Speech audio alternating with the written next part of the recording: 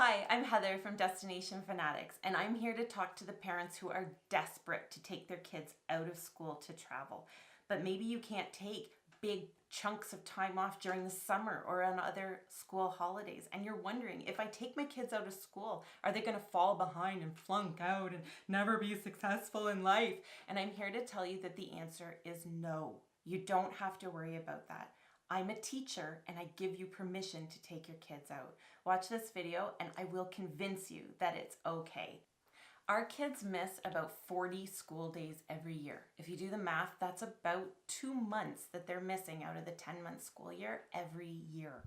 I know that there are some teachers and educators out there who are getting ulcers just thinking about that, but it's okay. Breathe.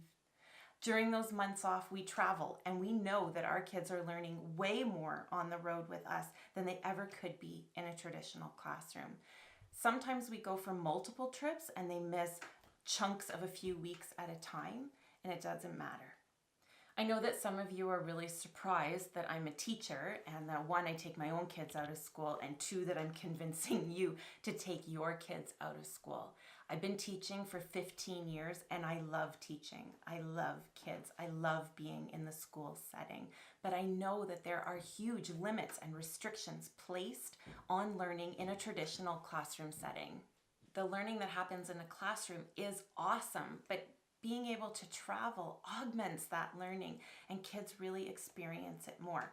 That's why I made the really tough decision to leave my classroom and to go back into substitute teaching. Leaving my classroom gave me the freedom to travel whenever we wanted to, which is amazing. Not just at Christmas or March break when everything is insanely expensive and my husband couldn't get the time off anyway.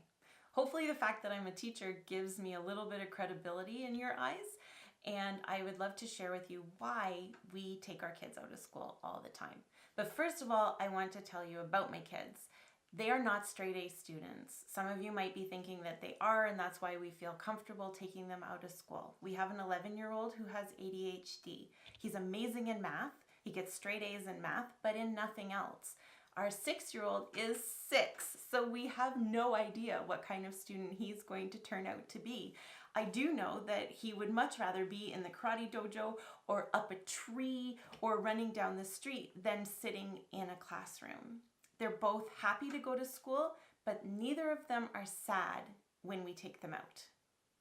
Our kids have learned to be comfortable anywhere. They will sleep anywhere. They will find something to eat anywhere. They will play with anyone, anywhere. They've learned that different is exciting, that it's not scary. And in this age of xenophobia and walls, that's really important to us. They've learned to communicate in very creative ways and to play with kids all over the world. And they've learned that everybody's the same, even though those kids don't eat like them or talk like them or play like them or pray like them. They've seen different religions in action all over the place, and they've learned that the main language of religion, that the main meaning of religion is the same everywhere. It's just in different colorful packaging all over. Through our incredible travels to amazing destinations, our family has had the chance to interact with other families, and my kids now understand that our way of life, although great, isn't any better than anybody else's way of life. And they've experienced firsthand the goodness and the kindness of people all over the world. And their first instinct now is to trust, not to fear other people and other cultures. You simply don't learn that by reading about it in a book or seeing a video about it on TV. You learn that through interacting with other cultures. Kids learn best through experience, through experiential learning. And I know how difficult it is to build an experiential learning experience inside your classroom.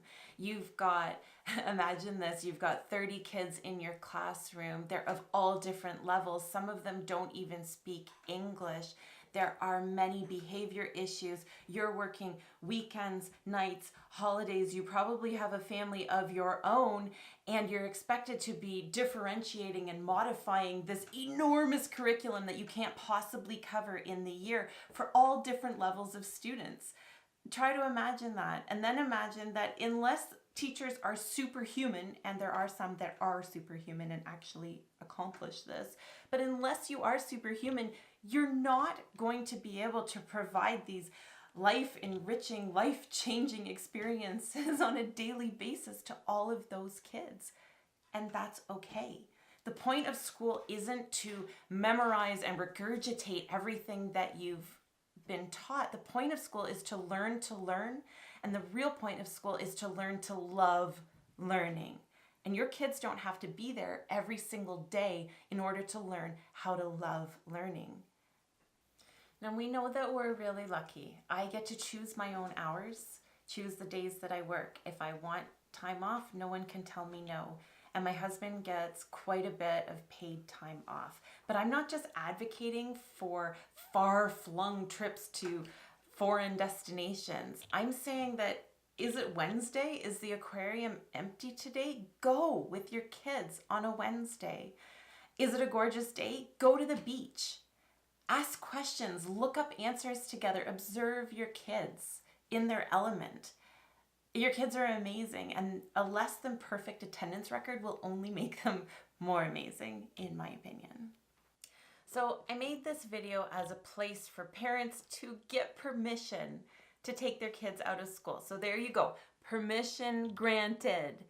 But there are some things that you need to do in order to get your child's teacher on board and to have everybody at the school excited for your trip, rather than your teachers thinking and panicking, thinking that they have to get your child all caught up upon your return.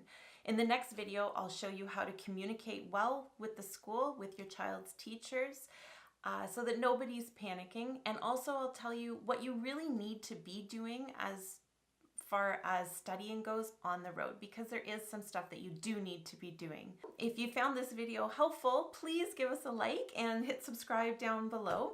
We're heading off to Egypt and Turkey really soon, and we would love to have you come along for the ride with us. Until then, go play hooky.